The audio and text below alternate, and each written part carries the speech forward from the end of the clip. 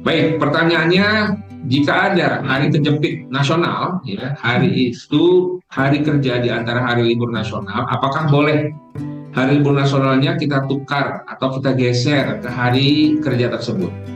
Contoh, Senin dan Rabu, tanggal merah, atau hari libur nasional, dan Selasa hari kerja biasa. Apakah boleh Rabu ditukar ke Selasa?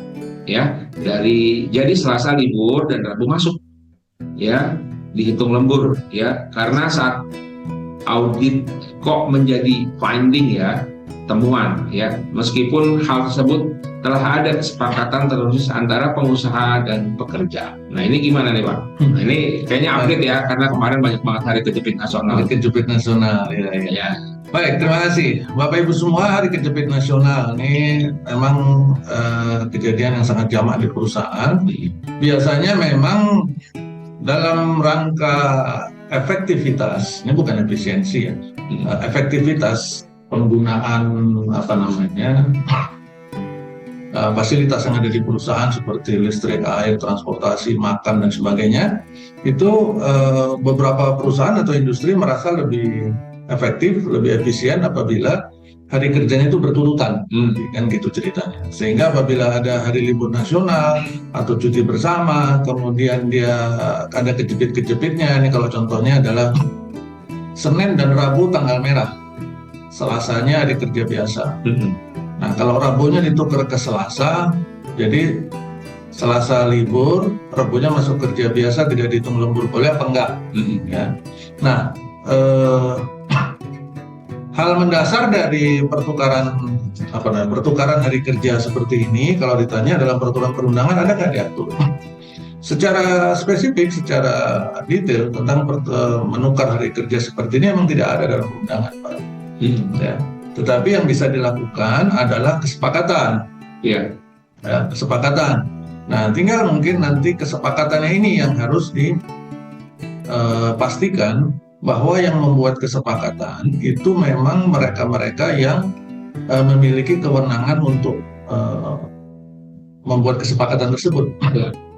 Jadi contohnya begini nih, apabila ada serikat pekerja di perusahaan, even serikat pekerjanya mayoritas, ya, di atas 50%. Kemudian perusahaan membuat kesepakatan dengan serikat pekerja yang tadi, anggaplah 55%. Tadi. Membuat kesepakatan merubah hari kerja ini. Ya. Maka, agar ini aman dari sisi hukum, yang diwakili oleh serikat pekerja, itu kan sebenarnya demi hukum hanya 55% tadi, Pak. Yang 45%-nya kan belum. Ya. Maka disinilah mungkin muncul potensi-potensi permasalahan. Mungkin ini yang menjadi penyebab, salah satu yang menjadi penyebab dari tim auditor. Kalau dalam pertanyaan ini, kenapa kok waktu audit malah jadi finding, kan gitu. Padahal sudah ada kesepakatan tertulis nih, Pak, antara pengusaha dengan pekerja. Nah, kita harus lihat nih, pengusahanya benar apa enggak, terwakili benar, adalah orang yang tanda tangan, orang yang ada dalam akta perusahaan, atau kalaupun bukan maka dia dapat surat kuasa. Kemudian pekerjanya siapa?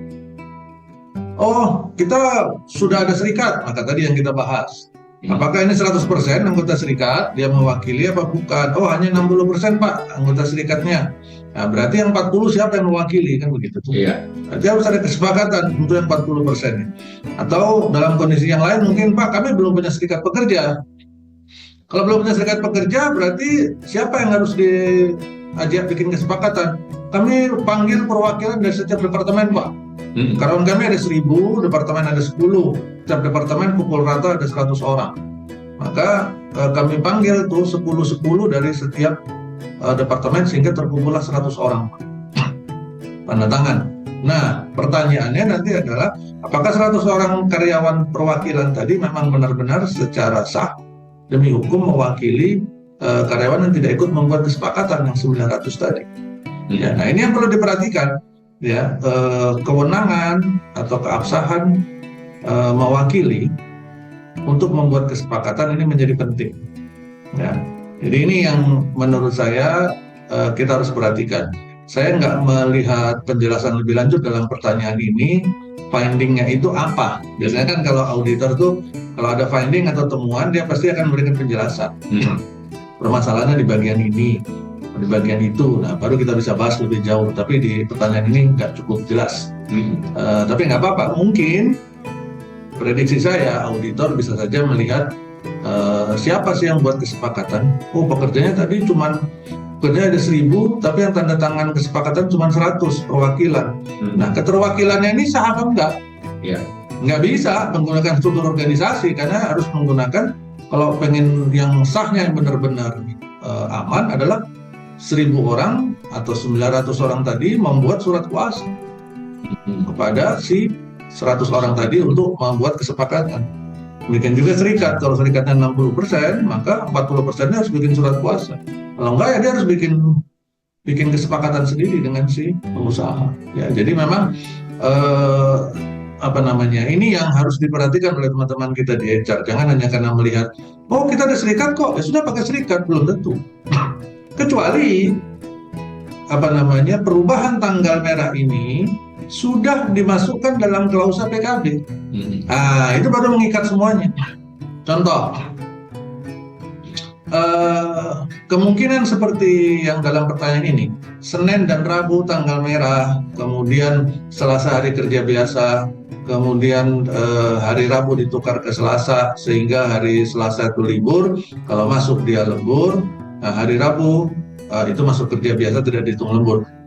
Kemungkinan itu sudah dimunculkan dalam PKB, maka kesepakatan yang muncul itu memang langsung mengikat seluruh karyawan. Tetapi dalam banyak kasus di luar sana, antisipasi ini seringkali belum muncul, Pak, dalam PKB. Kalau belum muncul, nah di sini yang repot, masalah keterwakilan tadi. Ya. Kalau memang yang bertanya ada hadir di ruangan ini hari ini, silakan diketik findingnya apa sebenarnya.